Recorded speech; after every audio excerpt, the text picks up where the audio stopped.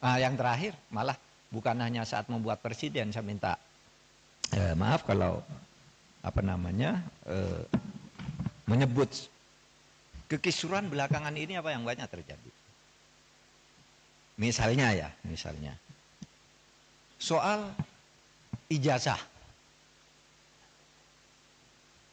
Soal ijazah presiden ribut sampai sekarang, masif sekali gerakannya.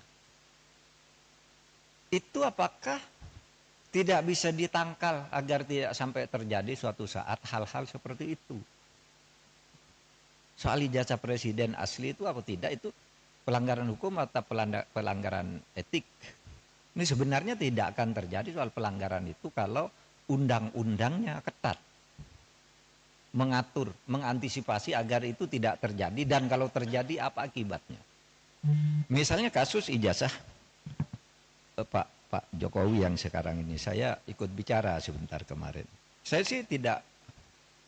tidak peduli apakah ijazah Pak Jokowi itu asli atau tidak. Saya tidak peduli karena itu tidak akan ada akibatnya terhadap proses ketatanegaraan kita.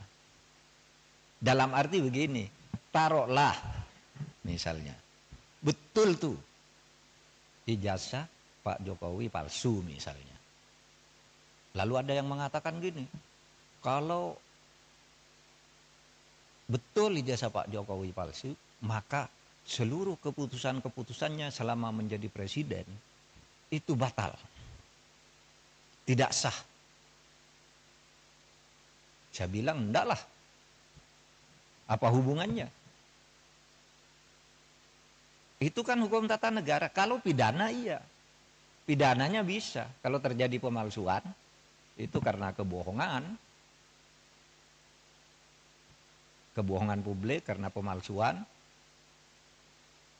Itu bisa, tapi pidana itu tidak menyangkut ketatanegaraan ke orangnya. Kalau ketatanegaraan misalnya pengadilan memutuskan hari ini, presiden kemarin ijazahnya palsu, maka semua keputusan jasa ya bubar negara ini. Undang-undang pemilu dia yang buat, pemilunya udah selesai, yang tanda tangan tuh presiden, apa tidak sah? Yang mengangkat hakim-hakim tuh tanda tangannya presiden, hakim MK, hakim MA. Apa putusannya batal semua? Pengangkatan menteri udah diangkat oleh presiden, tidak sah? Apa batal semua itu kebijakan perjanjian internasional dan sebagainya? Enggak. Enggak bakal tidak sah. Karena apa? Kalau pendekatannya hukum tata negara dan hukum administrasi negara, itu dalilnya itu keputusan yang sudah dibuat secara sah oleh kedua belah pihak,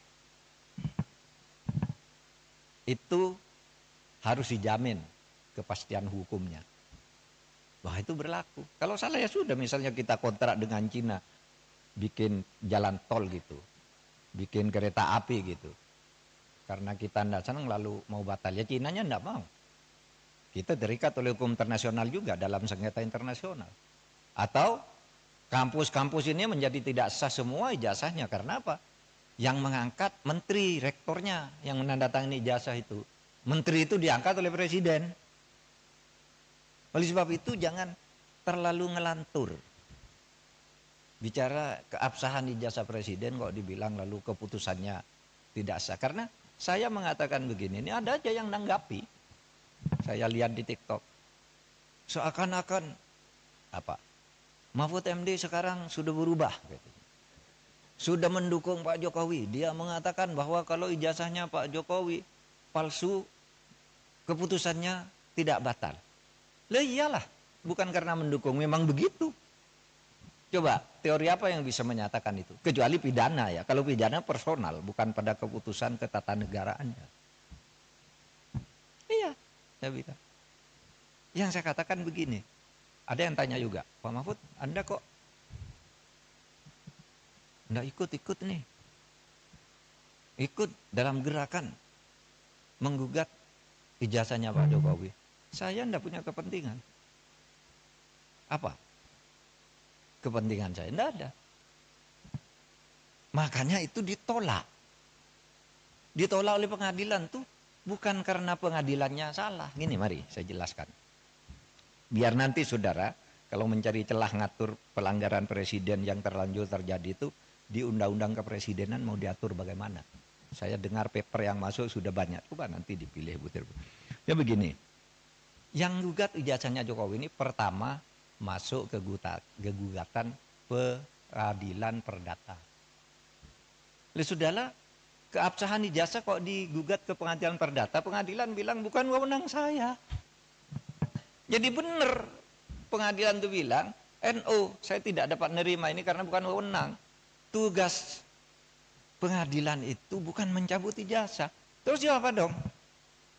Lagi pula, kalau perdata itu ya seperti teorinya perdata itu yang menimbulkan hak dan kewajiban.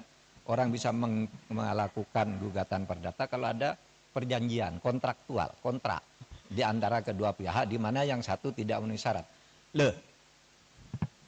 Kapan Pak Jokowi melakukan kontrak dengan orang yang menggugat itu?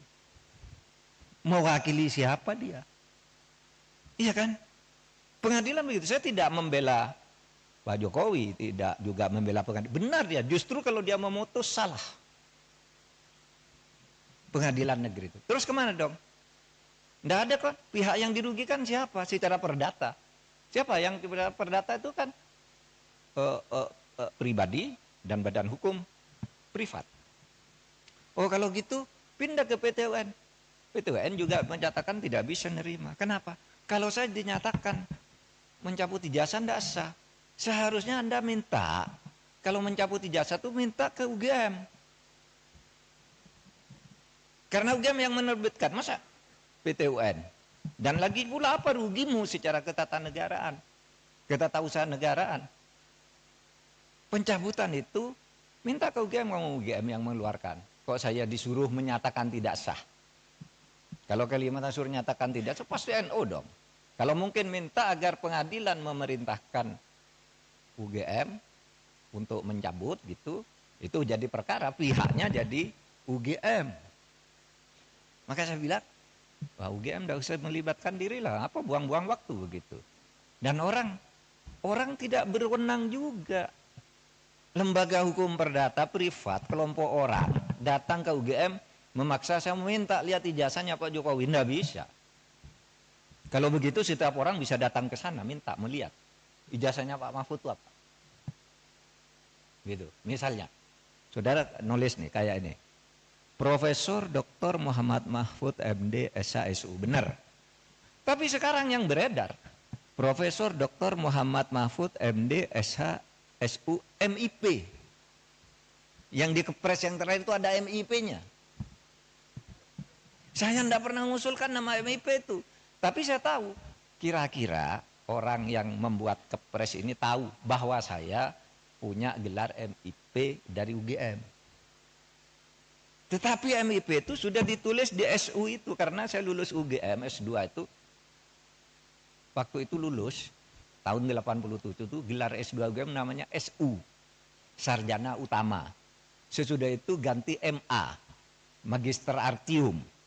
Sesudah itu berubah Magister Ilmu Politik, Magister Ilmu Hukum, Magister Ilmu Teknik, kayak gitu-gitu. Sebenarnya SU itu sudah mewakili MIP. Kalau orang lalu minta kemarin cabut, saya tidak masang sendiri, saya tidak tahu. Mungkin pada waktu itu yang ngetik kepres saya itu Pak Pratikno, karena saya lulusan di sekolahnya Pak Pratikno atau Pak Ari Dwi Payana. Nah, sebab itu sekarang saya katakan kalau gitu masuk ke pidana. Nah kalau ke pidana itu kan masuk ke pidana, malah yang dihukum orang yang menyebarkan berita bahwa ijazahnya palsu. Dihukum bener, ya dihukum, masuk penjara 2 orang. Karena apa? Dianggap menyebarkan berita bohong. Sekarang masih di penjara, belum keluar.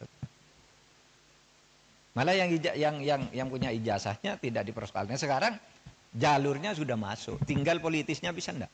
Karena yang dilaporkan sekarang, ya, yang dilaporkan sekarang itu adalah pemilik ijazah dan sudah dilaporkan ke Baris-Krim.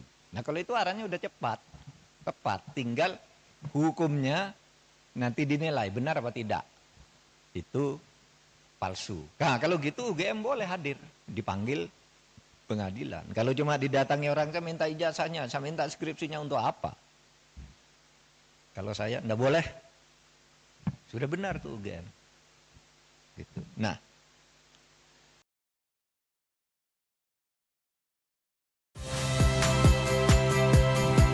saya Cynthia Rompas.